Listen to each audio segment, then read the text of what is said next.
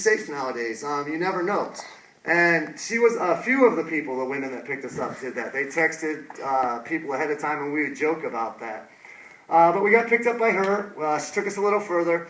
One of the things on our bucket list was to see a parade. And when she dropped us off, we actually were at a city that was having a firemen's convention, and there was a firemen's parade. So it was like, I think it was number 11 on the list, if I can remember right. So Scott made a video. It was like, hey, number 11 on the list, see a parade in a small town. So we checked one off the list.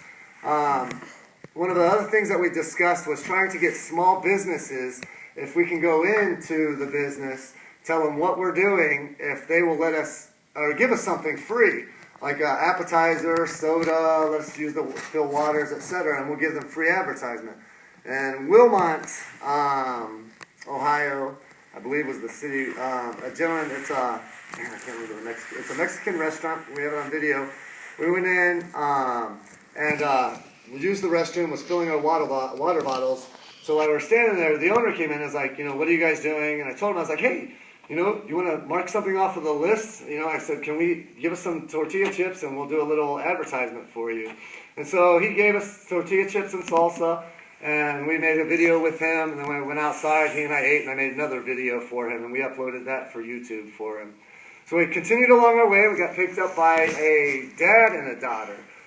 Again, I'm hitchhiking with my son, and I have 6 kids. I used to ask him as we were going along, would you pick up us? And I mean, it just surprised me how many nice people there were. Scott was quoted in the Beacon Journal for saying that there's more good in America than bad in America, and it really, truly surprised me by each ride that we got, how trusting people are. I don't think if I had my daughter in the car that I would be picking up 2 strangers hitchhiking. Now, mind you, we were clean cut. That was one of the things that we read about was you need to smell good, you need to look good, fresh, clean, and friendly is what they would say.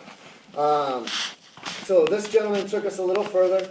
I think Scott and I, after that, we had to walk maybe 3 to 5 miles. That's when we learned at the beginning that there's rules to hitchhiking, and one of the rules is watch where you get let off.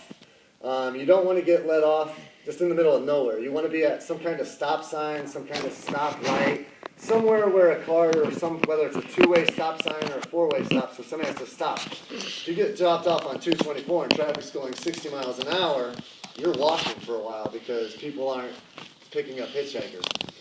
So me and I continued to walk, and I would say about 5 o'clock in the afternoon, we made it out of Ohio. So it took us about 12 hours hitchhiking from Rittman to get into Indiana. Well, it was 5 o'clock. It was around 5 o'clock we made it at the wrong side of Huntington, Indiana. And we had to walk 2 hours to get through Huntington. So we would never hitchhike through a city. Like if I was hitchhiking in Rittman, I would try to hitchhike on the other side of the railroad tracks. Once we come into a sidewalk area, we walk west until we get to the city till the sidewalk ends. And Huntington was a big city that we had to walk through. It took us about 2 hours to walk there. We went through 224 across Ohio, and then into Indiana, around Huntington, we took 42 across. Around 9 o'clock at night, we were halfway through Indiana. Scott and I were hitchhiking, and one of the things that we took was to sleep with, or what we packed, is we took ponchos. And we decided, we would lay a poncho out, and then he and I would lay next to each other and put the poncho over. So we decided we were walking along 224, and it was pitch black, not a street light out. And he and I were trying to find a place to sleep when our first police officer pulled over and got us, the sheriff. And he pulled us over, asked for our IDs, ran our IDs. I explained what we were doing. He jumped, looked at a couple of the videos, and was like, "Come in, boys." He's like, "Hop in." And he said, "I'll take you to the county line." And he jumped on his phone, and he called his dispatcher and said, "Hey, give me the sheriff from the next county over on the phone." He's like, "I got these 2 boys that are making a documentary going across the United States. Meet me at such and such road. I want you to take them to Walmart so they can continue hitchhiking tonight." And so that's what we did, is we backdoored rides. It was so funny that from one cop to the other. And then we got to Walmart. From Walmart, we met up with this gentleman who gave us a tour of Peru, Indiana, different roads. We were on the 42, and he was like, it was actually kind of scary. I'm not gonna lie, because it's 10, 11 o'clock at night, and he wants to give us a tour of his little town where they built this different thing, and he and I are along for the ride. Okay, buddy, go ahead. And so he drove us through. We drove for about an hour with him, and he dropped us off at a gas station and said, hey, this is the furthest I can take you. Had to watch his gas. And we were like, okay, thank you, appreciate it. And he's like, well, I want to make sure you get a ride. And so he'd walk up to you and be like, hey, where are you going? I got these two guys over here. Hey, where are you going? I was like, we told him, like, look, we can do this. We've been doing it. And Scott's all tired. It's 11 o'clock. He's been going since 5 in the morning. He was sitting down, and sure enough, this gentleman's like, hey, come over here. This lady right here, she just came back from Chicago, but she loves your story. If you'll talk to her, she'll take you to the Indiana-Chicago border line. So we rode with her from about 11 o'clock at night until about 3 in the morning, and she took us to the last truck stop on 42 right before Indiana. And Scott and I got there. It was 3 o'clock in the morning. He and I really didn't have a game plan. We didn't, really honestly, we didn't really want to think we were going to make it out of Ohio, let alone be on the Illinois border in less than 24 hours. So it's like, do we sleep or do we keep going?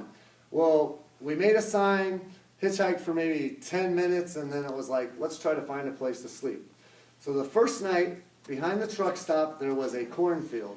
And right behind the I guess I would say between the parking lot and the cornfield, there was, from wall to wall, this much high grass, and then you could go to a little dirt road and we'd see the cornfield. Well, he and I just walked through the grass, laid down the poncho, put our backpacks behind our head, covered up with the poncho, and we slept from about 4 in the morning until around 7 in the morning. And then we got up at 7 o'clock in the morning, and how we ate, when we left with $125. We came back with $27, 16 days later. How we would eat, and we trained ourselves on this way also. For breakfast, we would go to a McDonald's or a Burger King, and we'd get a $1 sandwich, either a sausage McMuffin. He would get either a burrito or a sausage biscuit, and we would eat that for breakfast and drink water throughout the day. In the evening, we'd find a McDonald's, like in Huntington when we were there. We'd order a double hamburger apiece, and we'd eat one patty, and then we'd just slowly eat the other hamburger. So we were sort of tricking our bodies, thinking that it was getting more food than it was actually getting.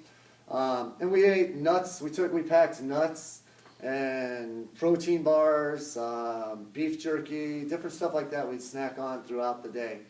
But we got up, we went to breakfast, made a quick sign, stood there, and our very first ride, these two ladies pulling out of the truck stop was going past old Route 66, and I think it's Chenoa, Illinois, and said, hey, we'll take you to Route 66.